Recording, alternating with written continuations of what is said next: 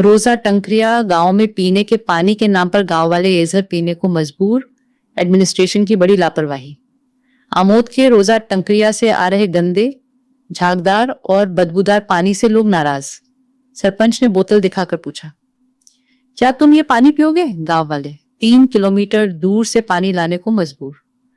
भरूच जिले के आमोद तालुका के रोजा टंकरिया गांव के पिछले हिस्से में पीने के पानी की गंभीर समस्या ने विकराल रूप ले लिया है।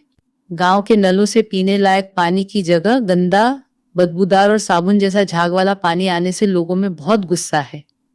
अब गांव वालों ने सरपंच और एडमिनिस्ट्रेशन की लापरवाही के खिलाफ मीडिया का सहारा लिया है। लंबे समय से रोजा टंकरिया गांव के पिछले हिस्से से आ रहा पानी नहाने या बर्तन धोने लायक नहीं रहा है। स्थानीय लोगों के मुताबिक नल से आ रहा पानी काला और सड़क पर बह रहे सीवेज जैसा बदबूदार है। इस गंदे पानी की वजह से बच्चों, बुजुर्गों और औरतों में पेट की बीमारियां, बुखार और स्किन की बीमारियां तेजी से बढ़ रही हैं। गांव के एक जागरूक नागरिक मयूर भाई मकवाना ने नल से आ रहे गंदे पानी से बोतल भरी और सीधे सरपंच से पूछा, क्या आप ये पानी पी सकते हैं? जिस पर सरपंच ने साफ मना कर दिया। फिर मयूर भाई ने सिस्टम पर हमला करते हुए कहा कि अगर जिम्मेदार लोग खुद ये पानी पीने को तैयार नहीं हैं, तो आम लोगों को इतना जहरीला पानी पिलाकर उनकी सेहत से समझौता क्यों किया जा रहा है? जब आसपास के लोगों ने पानी की सप्लाई वाली टंकी दिखाई तो चौंकाने वाली बातें सामने आई।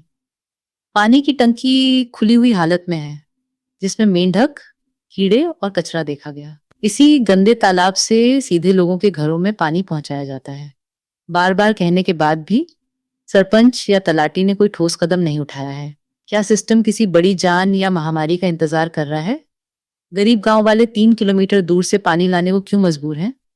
फिलहाल रोजा टंकरिया के लोगों ने परेशानी जताई है और मांग की है कि बड़े अधिकारी तुरंत दखल दें और साफ पीने का पानी दें।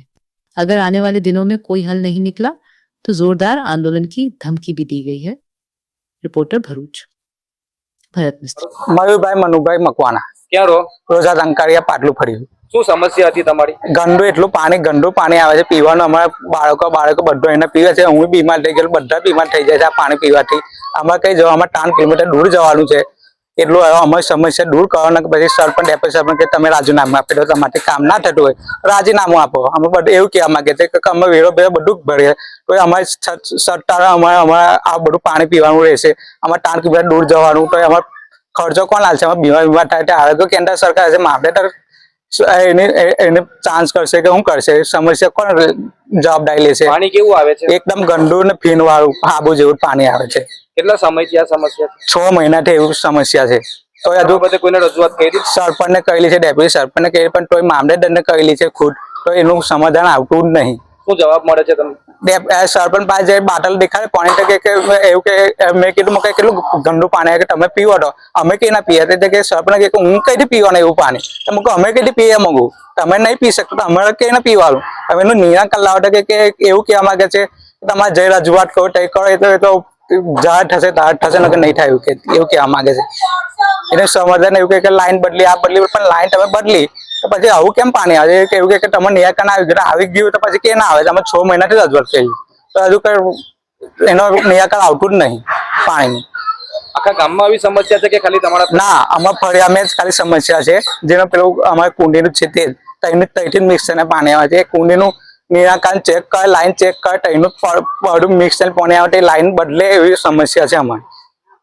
પેલું નવી લાઈન આવે તો નવી લાઈન આવે તો અમારે પેલું ગંદુ પાણી આવતું બંધ થાય। આમાં ફળિયામાં જ આવે છે, બીજા બધા ફળિયામાં ચોખ્ખો આવે છે કે આગળ મિક્સ થઈને આવે છે, તૂટી ગયેલી હશે ગટર લાઈન એટલા માટે।